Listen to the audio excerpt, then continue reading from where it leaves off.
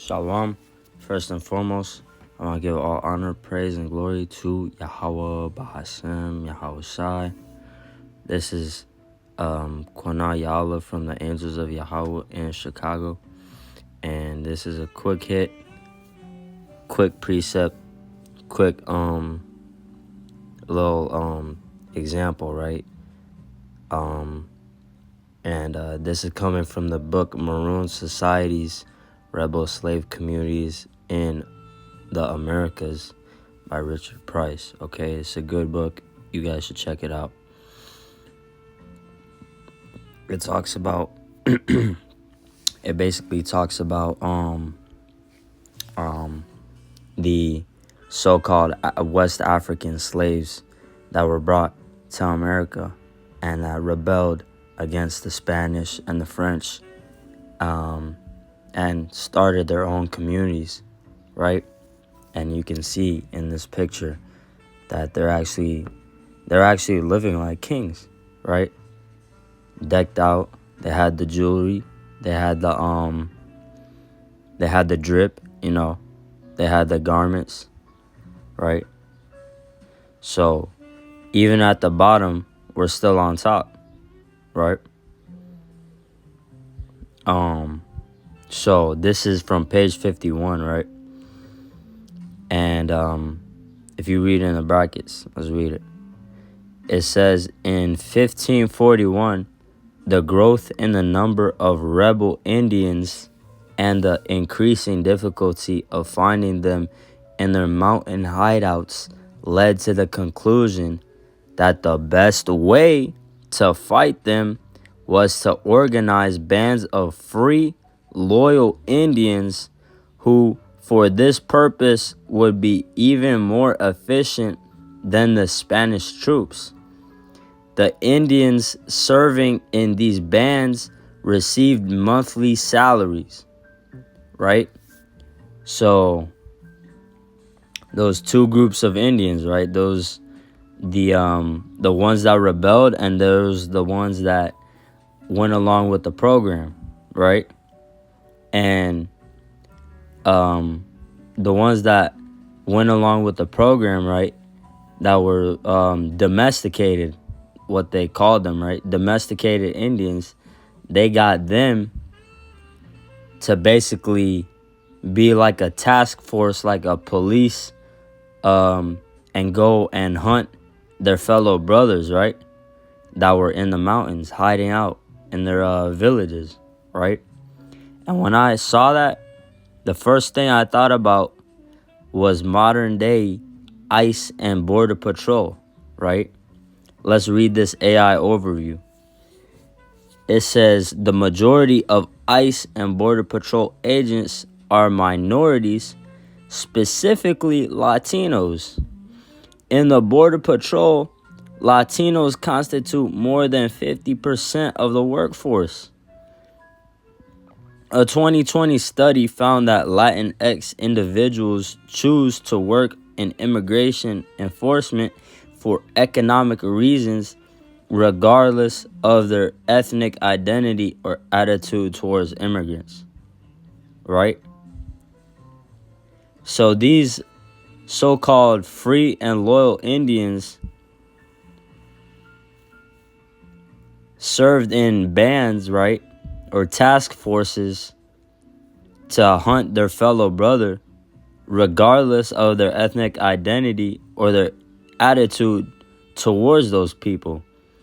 Because it says here, the Indians serving in these bands received monthly salaries. So they're getting paid. And this is a part, I would say this is a great proof of reincarnation, right? Because those people back then in 1541, those are the same people on earth today being border agents, right? Because they don't care about their identity. They're just doing it for money.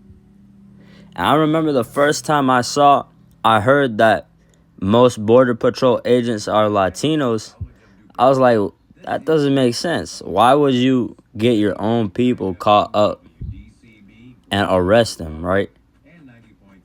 But to people in the world, it's all about money, right? Let's get that. Right? Because it's all about money for them. Right? This is First Timothy chapter 6 and verse 10. For the love of money is the root of all evil, which while some coveted after, they have erred from the faith and pierced themselves through with many sorrows. Right? So these Latino people that are working for the government are piercing through these immigrants' families, breaking them up, putting them in those cages, right? Oh, let's search that up, right? Border cages.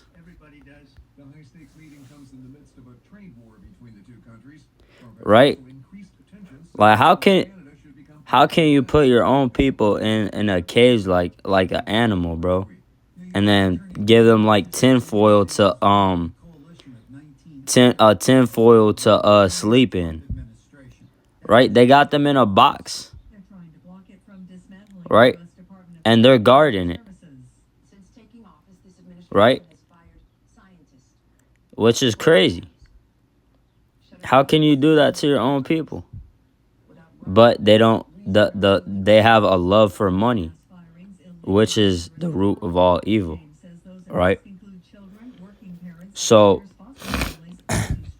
we're going to get some more precepts about reincarnation, because those people that did that back then, they reincarnated and became border agents.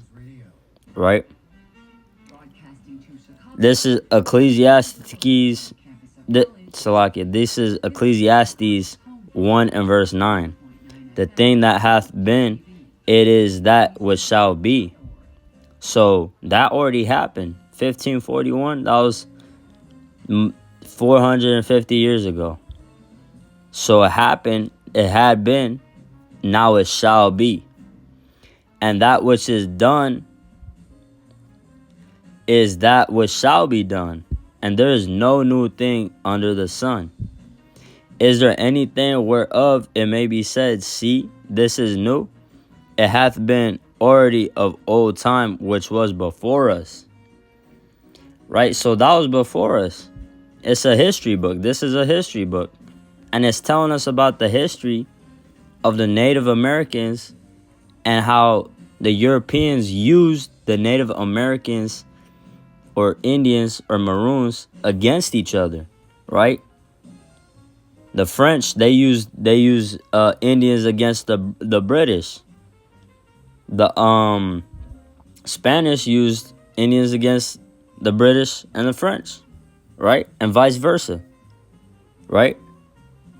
And that's the same thing that's happening today, right? The government, the Sleazy E, he's using these Latino people against their own people and paying them to do it, which is just what we saw in that book, right? And like it said, it is already of old time, which was before us. So that's why, another point, that's why it's important to study history, right? This is Romans 15 and verse 4. For whatsoever things were written aforetime were written for our learning, that we, through patience and comfort of the scriptures, might have hope. Right? So, if anything, reading this book, reading history about our people only benefits us. It gives us patience and comfort of the scriptures. Because once you read the scriptures and then you see something like this in a book, you could tie it in. Like, okay, I see now that I read the scripture and I have a good understanding of the scripture, I can see that this is reincarnation. But if you don't read the scripture, then you're not gonna know, right? So this, it's like a it's a supplication to our scripture. It adds on to our scripture, right? All praises to Yahweh Bahashem Yahweh Shah.